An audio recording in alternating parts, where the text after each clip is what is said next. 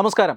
കാർത്തിക ദീപം തെളിയിക്കാനുള്ള അവകാശം നേടിയെടുക്കാനായി തിരുപ്പറംകുன்றത്തിൽ നിരാഹാര സമരം നടത്താൻ ഒരുങ്ങുകയാണ് ഹിന്ദു സംഘടനകൾ. ഡിസംബർ 8-ാം തീയതി ഈ നിരാഹാര സമരത്തിന് അനുമതി തേടിക്കൊണ്ട് പോലീസിനെ അവർ സമീപിച്ചിരുന്നു. പക്ഷേ പോലീസ് അനുമതി നൽകിയില്ല. എന്നാൽ ഇപ്പോൾ മദ്രാസ് ഹൈക്കോടതി തന്നെ തിരുപ്പറംകുன்றത്ത് നിരാഹാര സമരം അനുഷ്ഠിക്കാനായി ഹിന്ദു സംഘടനകൾക്ക് അനുമതി നൽകിയിരിക്കുകയാണ്.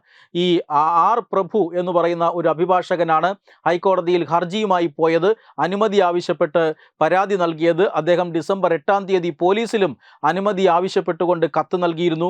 പക്ഷേ പോലീസ് അധികൃതർ ഹിന്ദു സംഘടനകൾക്ക് അനുകൂലമായ നിലപാട് സ്വീകരിച്ചില്ല. അതുകൊണ്ട് തന്നെ ഇവർ കോടതിയെ സമീപിക്കുകയായിരുന്നു. കോടതി ഇപ്പോൾ ഹിന്ദുക്കൾക്ക് അവിടെ സമാധാനപരമായി സമരം നടത്താനുള്ള അനുമതി നൽകിയിരിക്കുകയാണ്. എന്തായാലും അനുമതി നൽകിയിട്ടുണ്ട് എങ്കിലും അതിൽ ചില ഉപാധികളുണ്ട്. അതായത് പ്രകോപനപരമായ മുദ്രാവാക്യം ആർക്കെതിരെയും ഈ സമരത്തിനിടെ ഉയരാൻ പാടില്ല. രണ്ടാമത്തെ ഉപാധി എന്ന് പറഞ്ഞാൽ ഈ സമരത്തിന് ഒരു രാഷ്ട്രീയ നിറം നൽകരുത്. മൂന്നാമത്തെ ഉപാധി 50 പേർക്ക് മാത്രമേ നിരാഹാര സമരത്തിൽ പങ്കെടുക്കാൻ അനുമതിയുള്ളൂ. ഒറ്റ മൈക്ക് മാത്രമേ ഇതിന് ഉപയോഗിക്കാവൂ. അതുകൂടാതെ ഈ സമരത്തിൻ്റെ മുഴുവനും വീഡിയോ ചിത്രീകരണം നടത്തണം എന്നുമാണ് ഇപ്പോൾ കോടതി ഉത്തരവിട്ടിരിക്കുന്നത്. എന്ന് പറഞ്ഞാൽ 4-5 പ്രധാനപ്പെട്ട ഉപാധികളോടുകൂടി അവിടെ സമരം നടത്താൻ ഹിന്ദു സംഘടനകൾക്ക് അനുമതി ലഭിച്ചിരിക്കുകയാണ്. തിരുപ്പറംകുன்றம் ക്ഷേത്രത്തെ മോചിപ്പിക്കാനുള്ള സമരങ്ങളുടെ ഒരു പ്രധാനപ്പെട്ട ഘട്ടം ഇവിടെ തുടങ്ങുകയാണ് എന്ന് തന്നെ പറയാം. നമുക്കറിയാം, വർഷങ്ങളായി അല്ലെങ്കിൽ പതിറ്റാണ്ടുകളായി നൂറ്റാണ്ടുകളായി ഒക്കെ ഈ അവിടെ നിലനിൽക്കുന്ന ക്ഷേത്രമാണ് തിരുപ്പറംകുன்றம் ക്ഷേത്രം. തിരുപ്പറംകുன்றம் ക്ഷേത്രം പുരാവസ്തു ഗവേഷണ വകുപ്പിനോട് ഏറ്റെടുത്ത് സംരക്ഷിക്കാൻ കോടതി ആവശ്യപ്പെട്ടിട്ടുള്ള ക്ഷേത്രമാണ്. ആ ക്ഷേത്രം സ്ഥിതി ചെയ്യുന്ന തിരുപ്പറംകുன்றம் കുന്നുകൾ, ആ കുന്ന് മുഴുവനായും ക്ഷേത്രത്തിൻ്റെ വകയാണ്. പക്ഷേ ഇതിനിടയിൽ ആ ഭാഗത്ത് ഒരു മുസ്ലിം ആരാധനാലയം വരുന്നു, മുസ്ലിം മോസ്ക് വരുന്നു. അതിനെ തുടർന്ന് ഇരു വിഭാഗങ്ങളും തമ്മിൽ ഈ കുന്നിൻ്റെ ഉടമസ്ഥ അവകാശം സംബന്ധിച്ച് തർക്കമാകുന്നു.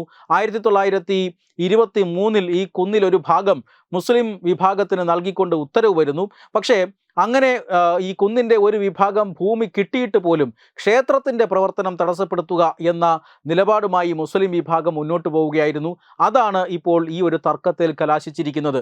ഇപ്പോൾ ഈ സമരത്തിന് അനുമതി തേടിക്കൊണ്ടുള്ള ഹർജി നൽകിയ ഹർജിക്കാരനായിട്ടുള്ള അഭിഭാഷകനായിട്ടുള്ള ആർ പ്രഭു പറയുന്നത് 1926 വരെ അവിടെ കാർത്തിക ദീപം തെളിയിച്ചിരുന്നു.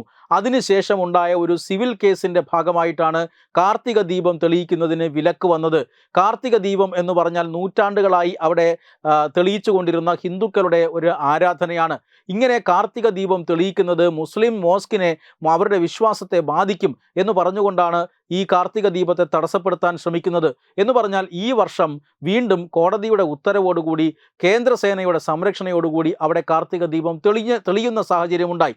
എന്ന് പറഞ്ഞാൽ 1926 അവസാനിപ്പിച്ച ആ ആചാരം 2025 വീണ്ടും പുനരാരംഭിച്ചിരിക്കുന്നു. എന്ന് പറഞ്ഞാൽ 100 വർഷങ്ങൾക്ക് ശേഷമാണ് ഹിന്ദുക്കൾ കാത്തിരുന്ന ആ ആചാരം അവിടെ സ്ഥാപിക്കാൻ കഴിഞ്ഞത്. പക്ഷേ എന്നിട്ട് പോലും സർക്കാർ ആ കാർത്തിക ദീപം തെളിയിക്കാൻ, അല്ലെങ്കിൽ സർക്കാരിൻ്റെ ഉടമസ്ഥതയിലുള്ള ക്ഷേത്രമാണ്, ദേവസ്വം വകുപ്പാണ് ഈ കാർത്തിക ദീപം തെളിയിക്കാനുള്ള നടപടികൾ കൈക്കൊള്ളേണ്ടത് കോടതി വിധി പ്രകാരം. പക്ഷേ ദേവസ്വം ബോർഡിന് അതിന് തയ്യാറായില്ല. ഏതാനും ചില ഭക്തർ ചേർന്നാണ് അവിടെ കേന്ദ്ര സേനയുടെ പിൻബലത്തോടുകൂടി കാർത്തിക ദീപം തെളിയിച്ചത്. ഈ വിധി പ്രസ്താവിച്ച ജഡ്ജിക്കെതിരെ വലിയ നീക്കങ്ങൾ ഉണ്ടാകുന്നു. വിധിക്കെതിരെ സർക്കാർ അപ്പീൽ പോകുന്നു. സർക്കാർ അഭിഭാഷകൻ ഹൈക്കോടതിയിൽ ഹിന്ദുക്കൾക്കെതിരായ നിലപാട് സ്വീകരിക്കുന്നു, ഹിന്ദു ആചാരങ്ങൾക്കെതിരായ നിലപാട് സ്വീകരിക്കുന്നു.